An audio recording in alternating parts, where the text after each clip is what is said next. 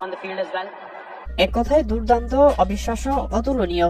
বাজ পাখির মতো আকাশে উড়ে নিজের জীবন বাজি রেখে অবিশ্বাস্য ক্যাচ ধরে গোটা ক্রিকেট বিশ্বকে অবাক করে দিয়েছেন নিউজিল্যান্ডের অলরাউন্ডার গ্লেন ফিলিপস। আর তাই তো গ্লেন ফিলিপসের এমন ক্যাচ দেখে সংবাদ মাধ্যমে এসে বিরাট কোহলি বললেন, সে মানুষ নাকি অন্য কিছু, আমার জীবনে এরকম ক্যাচ আর কখনোই দেখিনি।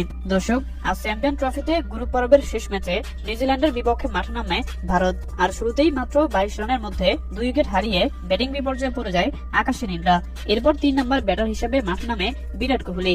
ইনিংসের 7তম ওভারে নিউজিল্যান্ডের বোলার ম্যাট হ্যান্ডের বলে অফসাইডে উড়িয়ে মারেন বিরাট কোহলি। আর ব্যাকওয়ার্ড পয়েন্টে থাকা ফিল্ডার গ্লেন ফিলিপস নিজের জীবন বাজি রেখে শূন্যে গা ভাসিয়ে অবিশ্বাস্যভাবে বলটি হাতে তালুবদ্ধ করে নেয়, যা দেখে রীতিমতো অবাক হয়েছে বিরাট কোহলি সহ স্টেডিয়ামে থাকা অনুষ্কা শর্মা। সেই সাথে অবাক হয়েছে গোটা ক্রিকেট বিশ্ব, কেননা গ্লেন ফিলিপসের এই ক্যাচটি ছিল এক কথায় দুর্দান্ত, অবিশ্বাস্য, অতুলনীয়, অভাবনীয়।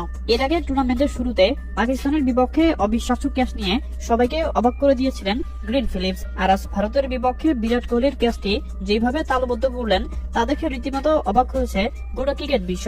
আর তাই তো ম্যাচ শেষে সংবাদ মাধ্যমে এসে বিরাট কোহলি বললেন, গ্লেন ফিলিপসের এই ক্যাচটি ছিল এক কথায় অবিশ্বাস্য, সে এইভাবে ক্যাচ ধরবে তা আমি বিশ্বাস করতেই পারিনি। নিঃসন্দেহে গ্লেন ফিলিপস বর্তমান ক্রিকেট বিশ্বের সেরা ফিল্ডার। হ্যাঁ দর্শক, আপনাদেরকে বলছি, বিরাট কোহলির এই মন্তব্যের সাথে আপনারাও কি একমত? জানিয়ে দিন আপনাদের গুরুত্বপূর্ণ মতামত আমাদের কমেন্ট বক্সে।